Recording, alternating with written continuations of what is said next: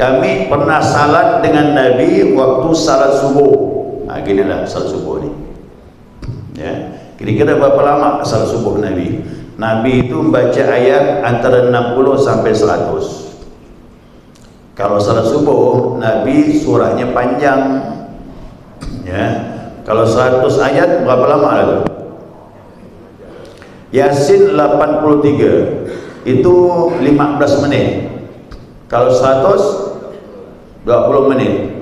Ya. Kalau 20 menit 2 kali 2 rakaat 40 menit.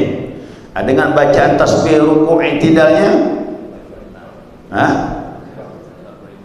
anggaplah 45 atau paling lambat 50. Ya, 50 menit. Jadi salat Nabi subuh tu kira-kira 50 menit.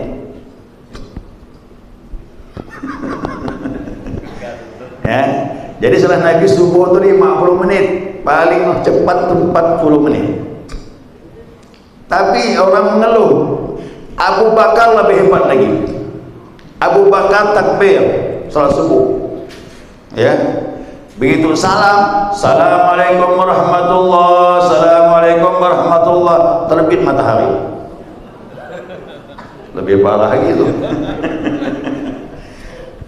Jadi sahabat tu kadang ibadahnya bukan melebih Nabi, asyik dia, kerana imannya sempurna. Kok Nabi bisa membatasi, tapi orang yang tenggelam lupa dia. Terbit matahari. Gimana tu? Ada itu bosan dia lah. Yang penting sahabat tak beranjak.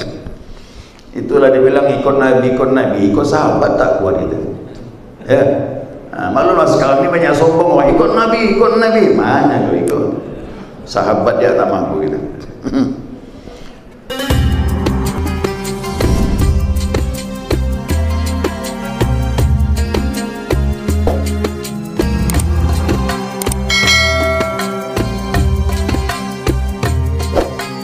Alhamdulillahi Rabbil Alamin. Allahumma salli ala nuril anwar wasiril asrar wa tiryakil aghyar miftahi babil yasar sayyidina wa maulana Muhammadin al-Mukhtar wa alihi al-athhar wa ashabil aghyar adada ni'amillahi wa iqdalih. Subhanaka la ilma lana illa ma 'allamtana innaka antal alimul hakim. Allahumma dzakirna ma nasina wa 'allimna ma jahilna wa la hawla wa la quwwata illa billahil 'aliyyil 'azim. Qala musannif rahimallahu ta'ala wa nafa'ana bi 'ulumihi fid dharain amin. Jamaah salat subuh rahimakumullah. Assalamualaikum warahmatullahi wabarakatuh. Alhamdulillah, syukur kepada Allah Subhanahu wa taala atas limpahan rahmah hidayahnya sehingga subuh ini atas izinnya kita dapat melanjutkan kajian kita, mudzakarah kita, panduan daripada hadis-hadis yang berkaitan keutamaan, kemuliaan dan mukjizat Nabi Muhammad sallallahu alaihi wasallam. Ya, saya tambahkan lagi tentang kemuliaan Rasulullah. Ya, hadis berikutnya riwayat dikutip dari kitab Hilyatul Awliya ya, dari Abu Nu'aim. Riwayat sahabat an Abdillah bin Mas'ud radhiyallahu anhu qala, dari Abdullah bin Mas'ud Allah ridha kepadanya telah berkata, kuntu ghulaman ar'a ghanaman li Uqbah bin Abi Mu'ayth bi Makkah. Aku pada waktu masih kecil, ulam itu anak menjelang akil balik. Ulam dia belasan, 12, 13, 14 gitulah. Nah, aku masih kecil ya, menjelang balik itu remaja. Pekerjaan aku dibilang mengembala kambing milik Uqbah bin Abi Mu'ayth di Makkah. Fa'ata alayya Rasulullah sallallahu alaihi wasallam wa Abu Bakr, maka datanglah kepadaku Rasulullah sallallahu alaihi wasallam dan Abu Bakar. Jadi ini orang utama nih, Nabi dengan sahabat utamanya datang. Faqala, dan dia berkata, ya ghulam, ya wahai anak, indaka labanun tusqina, ada tak susu yang bisa kami minum? Jadi Nabi minta susu kambing lah, ya, susu kambing. Faqultu inni mu'tamanun walastu bisaqikuma, aku ni cuma diberi amanah untuk menjaga kambing, aku tidak ada hak untuk beri kau minum. Jadi takutnya dulu pengembala kambing tu, jadi kalau kambingnya tu dia punya teteknya itu besar, berarti banyak mengandung. Kok diperasnya berkurang, itu bisa diketahui oleh tuannya. Takut dia, teliti benar tu. Jadi dia pun tak berani, aku tak bisa beri kau minuman, aku cuma menjaga kambing, aku tak punya hak beri kau minuman dari kambing ini, kerana bukan hak aku. Faqala, maka berkatalah Nabi lanjut lagi, hal indaka min jaz'atin lam yanzil alaiha hal fahlu ba'd, apakah ada padamu kambing betina, ya, kambing betina ini yang belum kahwin. Kira-kira kambing betina yang belum kahwin ini ada tak susu? Macam perempuan gadis lah, mana gak ada susunya, air susu tak ada, ya, tetek ada, airnya tak ada. Jadi kalau itu tak kelihatan, tak mungkin kan, ya. Nabi cuma minta itu, ya, ambilkan aku carikan kambing betina yang belum kahwin, yang dah ada air susunya. Fa'ataitu ma biha, kalau itu boleh, kata dia, diberikanlah. Cuman kan mana air susunya? Diberikan. Aku berikanlah kepada keduanya, kata Abdullah bin Mas'ud, ya. Fa'ataqalaha Abu Bakrin wa akhadha Rasulullah SAW al-dar'a, maka Abu Bakar pun memeganglah kambing betina itu yang belum kahwin itu.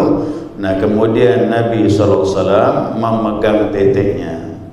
Jadi tetek itu dipegang Nabi SAW. Fada'a fahafal al-dhar, Nabi pun berdoa, dipegang teteknya, Nabi pun berdoa, langsung besar, lalu penuh air dalam itu. Itu dengan berkat dari tangan Nabi Muhammad SAW. Nabi berdoa tu, dan itu didengar oleh Abu Bakar dan juga didengar oleh Abdullah bin Mas'ud. Fahalaba wa syariba wa huwa wa Abu Bakrin, maka dia memerahlah susunya, kemudian dipinumlah oleh Nabi dan juga Abu Bakar. Setelah diperah, dipinum. Thumma qala lidhar'i, kemudian Nabi ngomong lagi kepada, bukan kambing itu, teteknya, susunya tadi itu. Ngomong lagi Nabi, uqlus faqalas, kembalilah semula, kata Nabi, balik ke asal kecil lagi dia.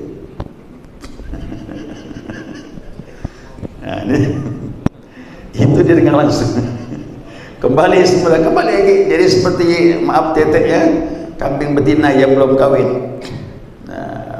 Fa'ataitu Rasulullah SAW faqultu, aku datang kepada Nabi, aku merapat dengan Nabi lagi, kata Abdullah bin Mas'ud, faqultu alimni min hadzal qawli thayyib, tolonglah ajarkan aku tadi apa doanya tu.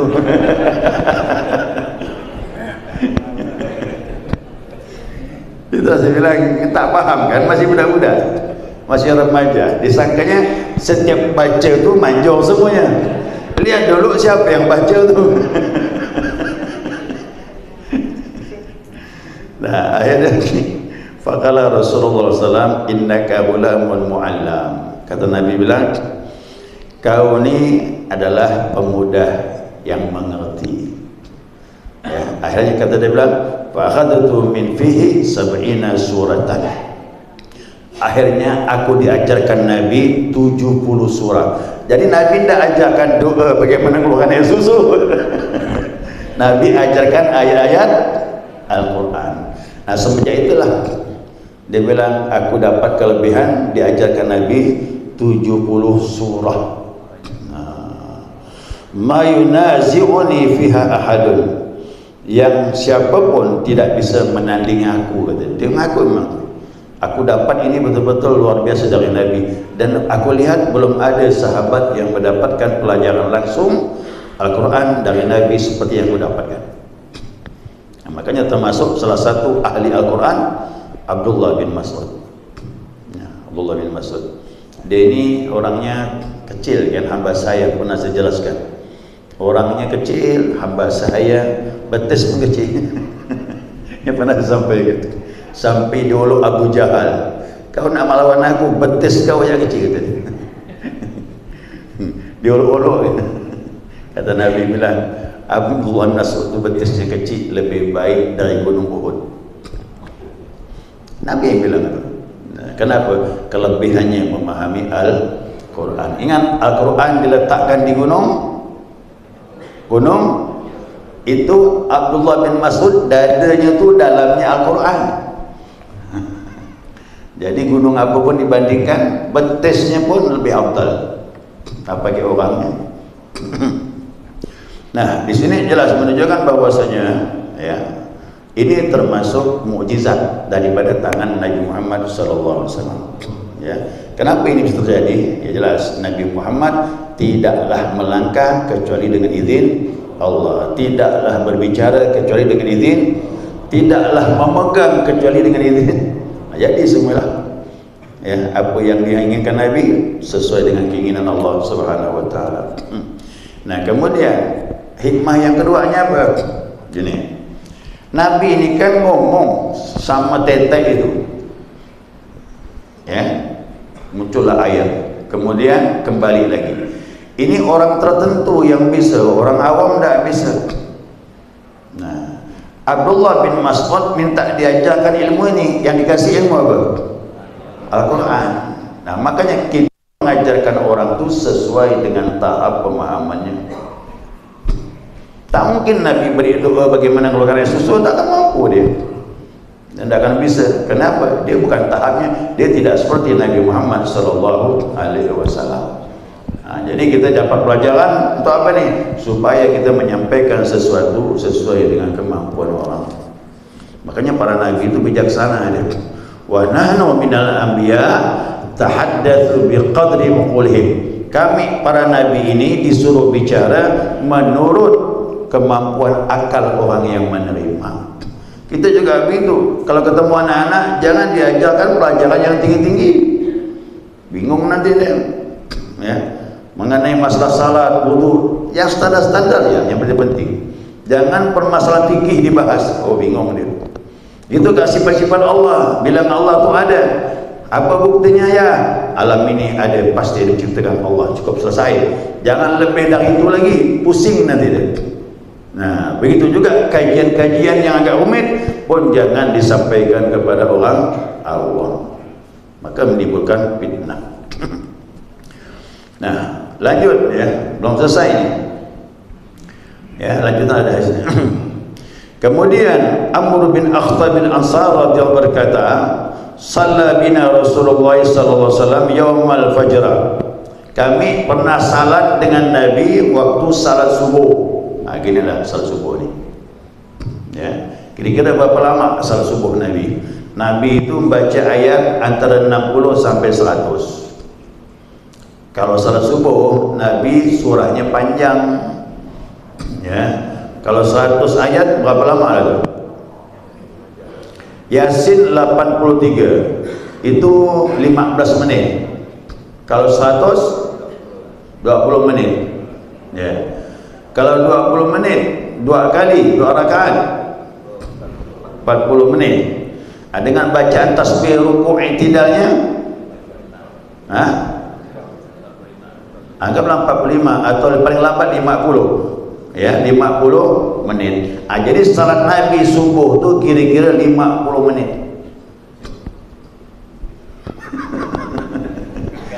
Ya. Jadi salat Nabi subuh tu 50 menit, paling cepat tu 40 menit. Tapi orang mengeluh, Abu Bakar lebih hebat lagi. Abu Bakar takbir salat subuh, ya, begitu salam, assalamualaikum warahmatullah, assalamualaikum warahmatullah, terbit matahari.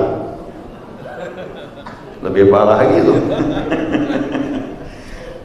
Jadi sahabat tu kadang ibadahnya bukan lebih Nabi, asyik dia, kerana imannya sempurna. Kok Nabi bisa membatasi, tapi orang yang tenggelam lupa dia.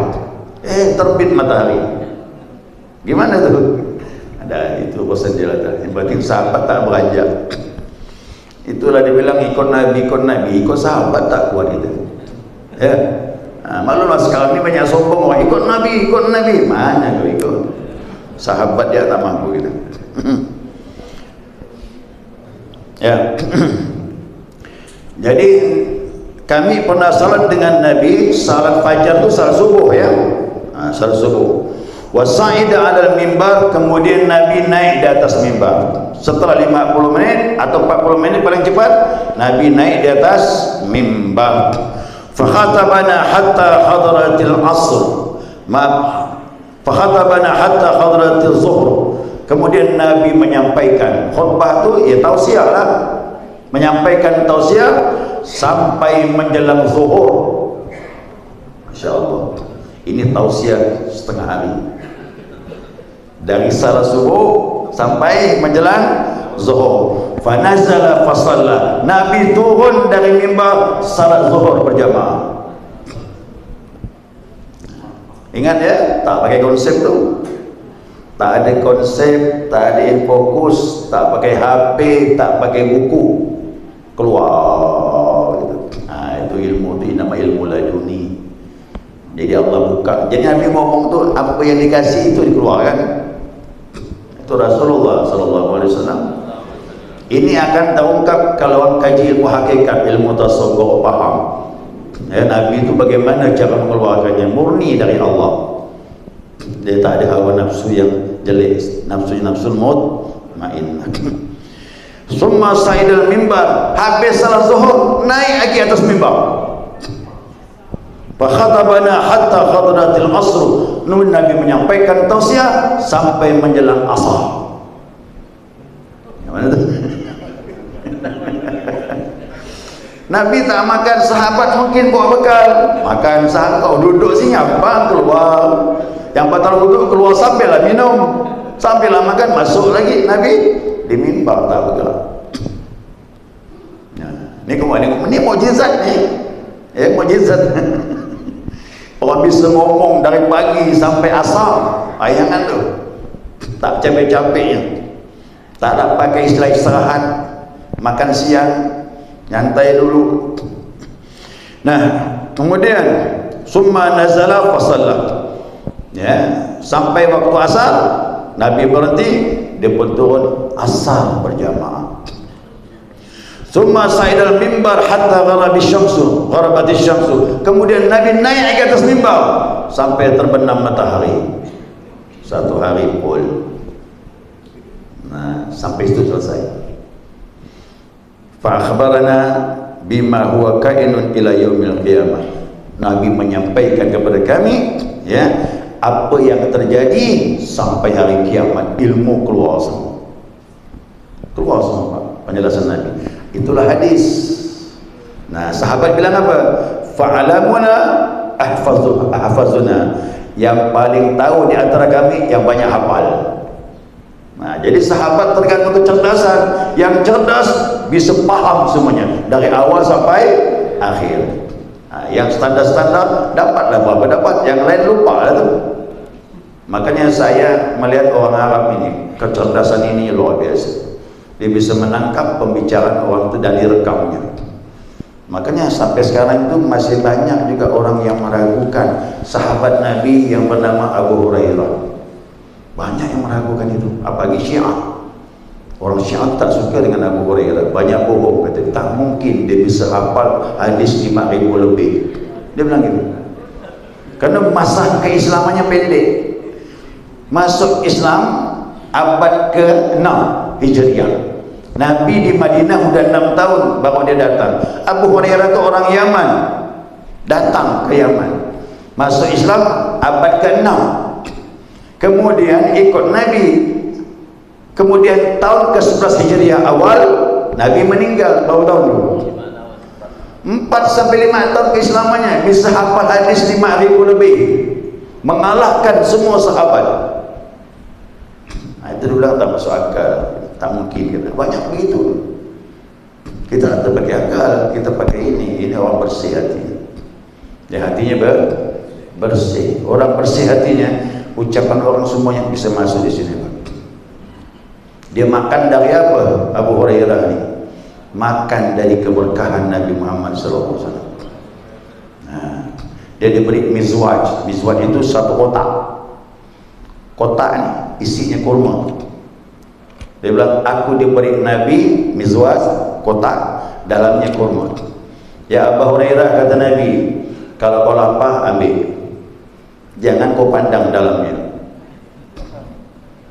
Itu kasih kotak, buka, tutup, tak beri mandang. Sampai Nabi meninggal, itu isi tak pernah habis. Berganti Abu Bakar 2 tahun, aku makan dari itu, isi tak pernah habis. Berganti Umar 10 tahun jadi khalifah, aku makan pun dari itu tak pernah habis. Zaman Utsman baru hilang kotak. Zaman Utsman bin Affan baru hilang kotak. Dia bilang, jadi berkah di hidup tu luar biasa. Makan tak banyak, bagaimana tak cerdas? Kita tak bisa cerdas, makan banyak. Mau cerdas? Pagi musim maulid dah hilang hikmah maulid.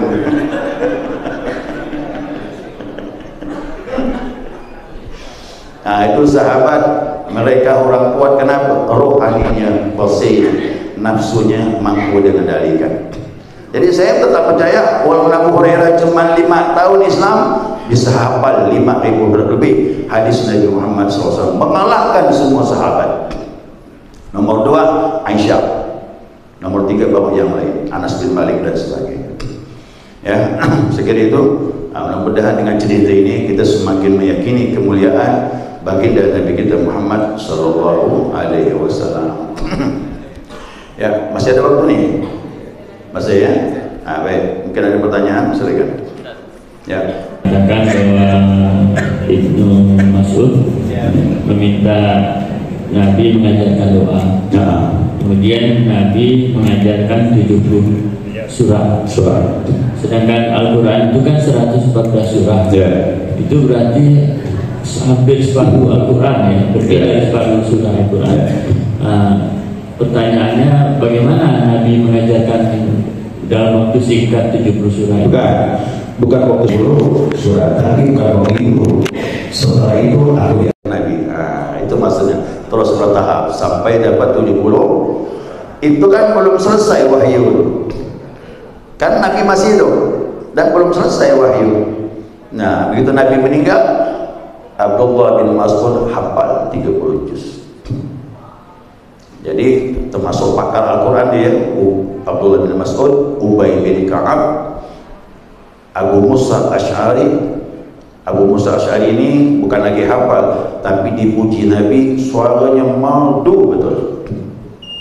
Yang merdu sekali. Memang yang bagus tu fasih bacaan, suaranya enak. Nah, kata Nabi kepada Abu Musa Asy'ari, ya Abu Musa, kau diberi Allah tenggorokanmu seperti tenggorokan Nabi Daud alaihissalam. Nabi Daud kan merdu, kau baca Zabur, burung datang.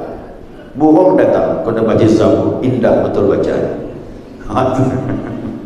Ya. Kemudian satu lagi, ada lagi namanya Salim. Salim itu hamba sahayanya Hudzaifah Al-Yamani, pun juga pakar Al-Quran. Hamba sahaya diberi Nabi mandat ajarkan Al-Quran. Sahabat belajar sama dia, sama hamba sahaya. Luar biasa. Sebelumnya gengsi tak boleh, hamba sahaya tak boleh duduk setara dengan orang kebanyakan. Islam datang mengubah semua. Ya, tak ada status apa semua hilang. kecuali ketakwaan, insyaallah. Subhanakallahumma wa bihamdika asyhadu an la ilaha illa anta astaghfiruka wa atubu ilaik. Allahumma shalli ala Muhammad